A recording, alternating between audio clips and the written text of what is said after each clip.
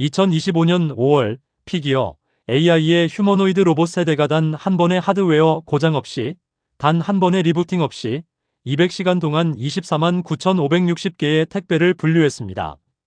원래 8시간 시연으로 시작된 테스트가 로봇이 멈추지 않아서 200시간으로 늘어난 겁니다. 화려한 백덤블링이나 댄스 영상은 이제 놀랍지 않습니다.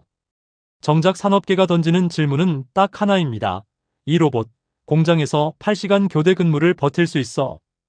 2시간 일하고 4시간 충전해야 한다면 그건 로봇이 아니라 상전이죠. 그런데 재미있는 건 실제로 최신 휴머노이드들의 스펙시트에 적힌 가동시간과 현장에서의 실제 가동시간 사이에는 커다란 간극이 있다는 겁니다. 마케팅이 말하는 숫자와 물리학이 허락하는 숫자는 다르니까요. 오늘 로봇 탐험대에서는 보스턴 다이내믹스 아틀라스와 유니트리 H1의 공식 스펙과 실전 데이터를 모두 놓고 24시간 무중단 가동이라는 꿈이 지금 정확히 어디까지 왔는지 팩트로 파헤칩니다. 보스턴 다이내믹스 공식 스펙시트 기반 인포그래픽. 아틀라스가 자율적으로 도킹 스테이션에 걸어가 배터리를 교체하는 장면. 구형 유압식 아틀라스 150kg와 신형 전기식 아틀라스 90kg를 나란히 세운 비교 실루엣. 나레이션 먼저 보스턴 다이내믹스의 2026년 양산형 아틀라스입니다. 2026년 1월 CES에서 양산 모델이 공개되었고 현재 현대자동차 RMAC 시설과 구글 딥마인드의 첫 배치가 진행 중입니다. 공식 스펙을 보겠습니다. 키 1.9m, 몸무게 90kg. 여기서 주목할 점이 있습니다. 2013년부터 2023년까지 사용된 이전 세대 유압식 아틀라스는 무게가 150kg이었습니다. 새 전기식 아틀라스는 60kg이나 가벼워진 90kg이죠. 유압 시스템을 전기 액추에이터로 완전 교체하면서 무게를 40% 줄인 겁니다. 이 체중 감량은 단순히 가벼워졌다가 아니라 매 걸음마다 소모되는 에너지가 줄었다는 뜻이고 같은 배터리로 더 오래 일할 수 있다는 뜻입니다.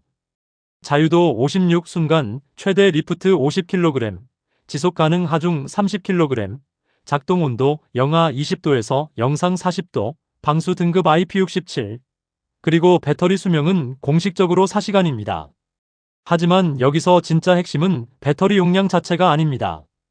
아틀라스는 자율 배터리 교체 셀프-SWAPPABL이 배터리를 지원합니다. 로봇이 배터리 잔량이 떨어지면 스스로 충전 스테이션까지 걸어가서 배터리를 분리하고 새 배터리로 교체한 뒤 즉시 작업에 복귀합니다. 사람 개입이 전혀 필요 없습니다. 이게 가능한 이유는 아틀라스의 정밀 제어 능력 때문입니다. 도킹 스테이션에 배터리를 정확히 맞추는 행위는 수밀리미터의 오차도 허용하지 않는 작업이거든요.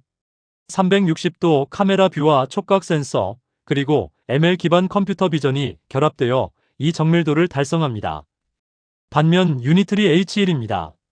배터리 용량은 864WH15와 최대 전압 67.2B의 리튬이온 팩입니다. 공식 가동 시간은 명시되어 있지 않지만 독립 리뷰와 현장 테스트 보고에 따르면 일반적인 활동에서 약 1.52시간, 고강도 작업 시에는 1시간 내외로 떨어집니다. 여기서 문제의 심각성을 짚어야 합니다. 864WH면 약 0.86kWh인데 이것은 일반 전기자전거 배터리와 비슷한 수준입니다. 47kg짜리 이족보행 로봇이 매 걸음마다 고관절과 무릎에 수백 뉴턴의 토크를 쏟아부으면서 이 용량으로 버텨야 하는 거죠. 고속주행 모드 3.3미즈를 쓰면 가동시간은 20분까지도 떨어질 수 있습니다. 배터리 에너지 밀도의 근본적 해결이 H1의 가장 시급한 과제입니다. H1의 전략은 핫스와프 파트 스와프입니다. 마치 군용 장비의 탄창을 갈아 끼우듯 배터리 팩을 순식간에 분리하고 새 것을 장착할 수 있도록 설계했습니다. 교체 자체는 빠르지만 현재는 사람이 직접 교체해 주어야 합니다. 완전 자율 교체가 아닌 반자동 수준이죠. 단순 계산을 해보겠습니다. H1이 24시간 가동하려면 하루에 약 12번에서 16번의 배터리 교체가 필요합니다. 매번 사람이 해줘야 하고요. 반면 아틀라스는 4시간마다 자율 교체니까 약 6번이면 되고 사람 손이 필요 없습니다. 이 차이를 돈으로 환산하면요. 미국 기준 창고 물류 인력의 시간당 완전 부담 비용이 $3,545입니다. 3교대로 24시간을 돌리면 연간 약 18만 27만 달러. 반면 10만 달러짜리 휴머노이드 로봇의 5년간 총 소유 비용 TCO/은 정비비, 소프트웨어, 전기료 모두 포함해 약 18만 7,500달러. 하루 16시간 가동 기준으로 시간당 약 6.7달러입니다. 로봇이 1.52년만 버티면 그때부터는 순이익 구간에 진입합니다. 내구성이 곧 ROI인 이유죠. 정리하면 아틀라스는 운영의 자율성에 베팅했고 H1은 교체의 신속성과 저비용에 베팅한 겁니다. 그런데 이 두 가지 전략 모두를 무력화시킬 수 있는 진짜 적이 있습니다. 배터리보다 훨씬 더 근본적인 문제 바로 열입니다. 여러분, 스마트폰으로 그래픽 무거운 게임을 오래 하면 어떻게 되죠? 폰이 뜨거워지면서 갑자기 느려집니다. 이걸 스로틀링이라고 하죠. 칩이 녹는 걸 막기 위해 스스로 성능을 낮추는 겁니다. 로봇에게도 똑같은 일이 벌어집니다. 단, 로봇에게의 스로틀링은 성능 저하가 아니라 사망 선고가 될 수 있습니다. 30kg짜리 부품을 들고 있는 중에 모터가 과열로 출력을 낮추면 부품이 떨어지거나 로봇 자체가 쓰러집니다. 왜 이런 일이 생기느냐? 인간은 서 있을 때 뼈가 체중을 지탱합니다. 근육은 거의 일하지 않아요. 하지만 로봇은 다릅니다. 무릎을 살짝이라도 굽히고 서 있으려면 전기 모터가 중력에 맞서 계속 전류를 흘려야 합니다. 이게 제로 RPM 문제입니다. 모터가 회전하지 않고 힘만 버티는 상태를 스톨 토크라 합니다. 이때 전류는 기계적 일을 하지 못하고 줄 발열 법칙 PIR에 따라 전부 열로 바뀝니다. 부하가 2배가 되면 열 발생은 4배로 폭증하죠. 쉽게 말해 로봇이 쪼그려 앉아서 상자를 들어올리는 순간 무릎 모터는 토스터기로 변합니다. 열은 펑펑 나는데 실제 유용한 일은 제로입니다.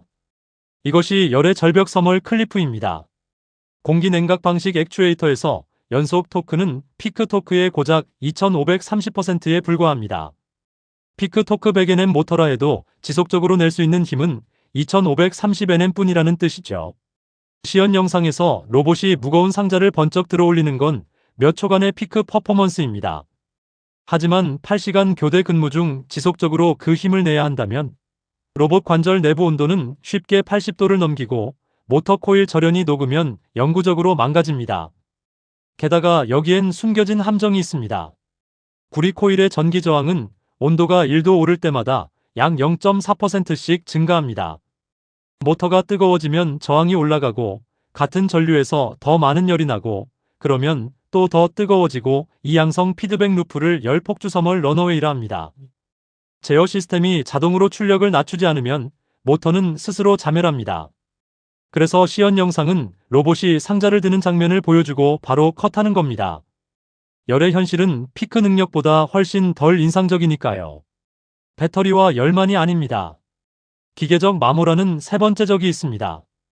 연구 데이터에 따르면 산업용 로봇의 MTBF 평균 고장 간격은 500시간에서 1000시간 사이가 가장 흔합니다. 하지만 이것은 한자리에 고정된 로봇팔 기준입니다. 걷는 휴머노이드는 차원이 다릅니다. 분당 약 84보, 시간당 약 5000보.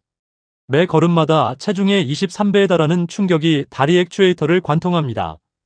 70kg 로봇 기준으로 한 걸음에 1400에서 2100N의 힘이 50에서 100m초 만에 가해지는 겁니다. 8시간 교대 한 번이면 4만 번의 충격 사이클, 한 달이면 약 100만 사이클. 산업용 기어박스의 수년치 마모가 단 몇 주 만에 압축됩니다. 그래서 전통적인 볼스크류는 휴머노이드에서 버티지 못합니다.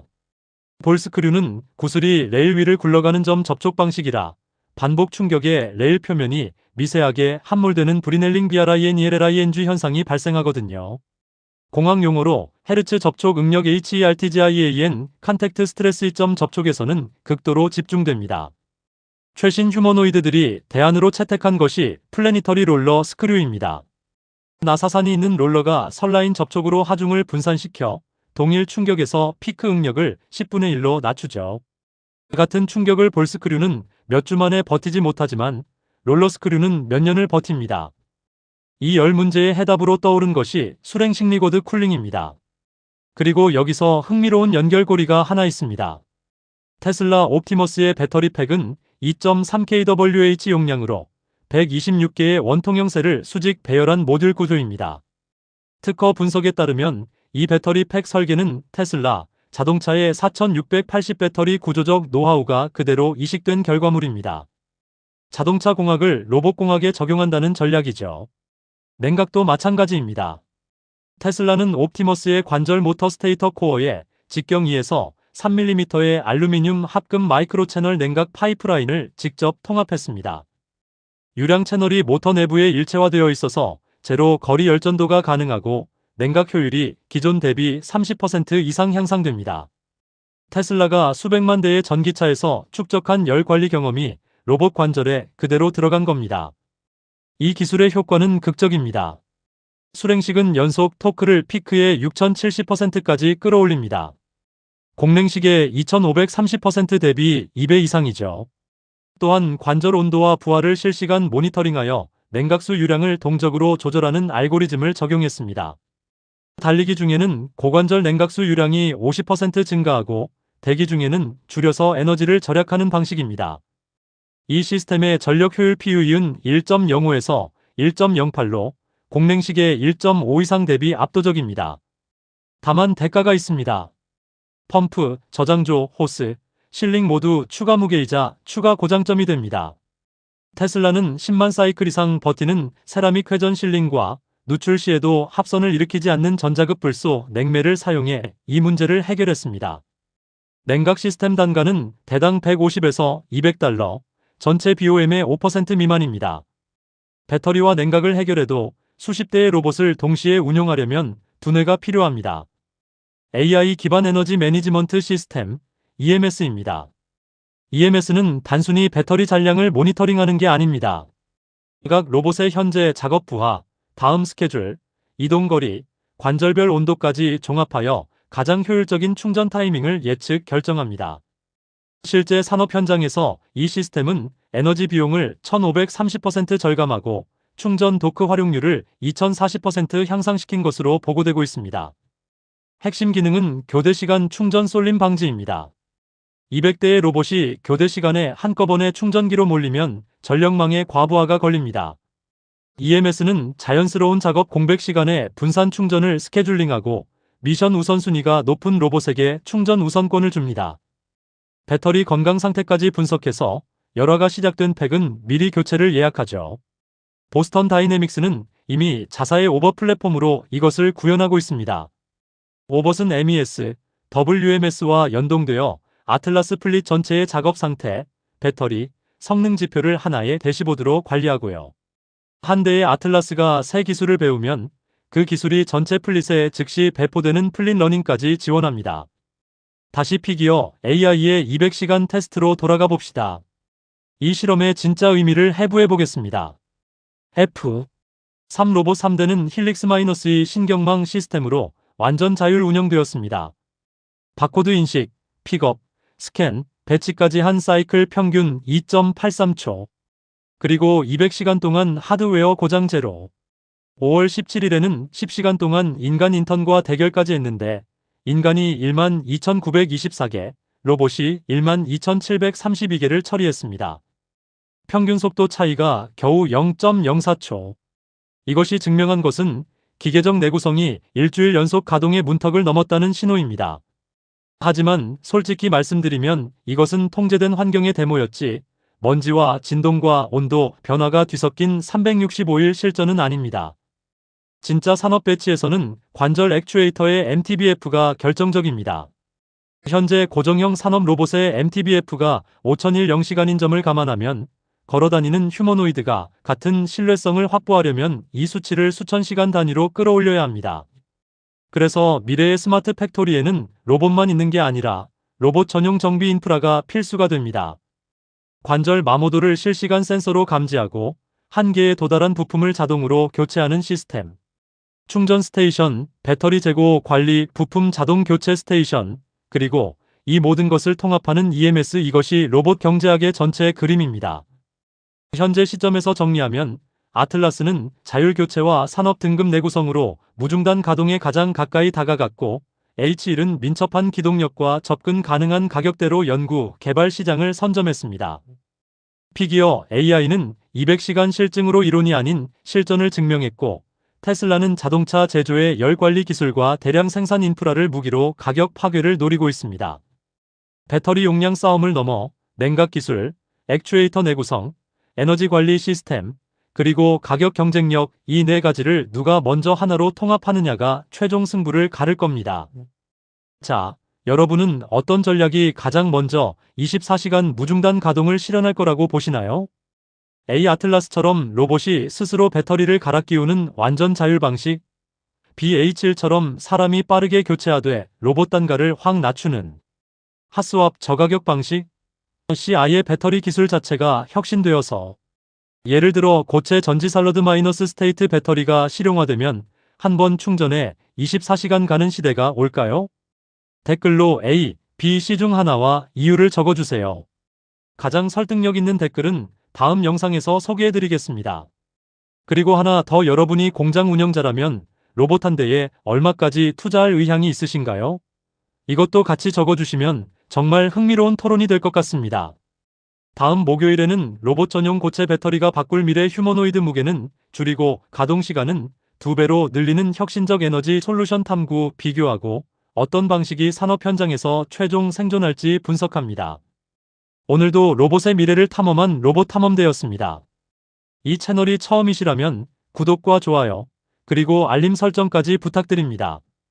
타미가 매주 화요일, 목요일마다 새로운 로봇 이야기를 들고 찾아옵니다.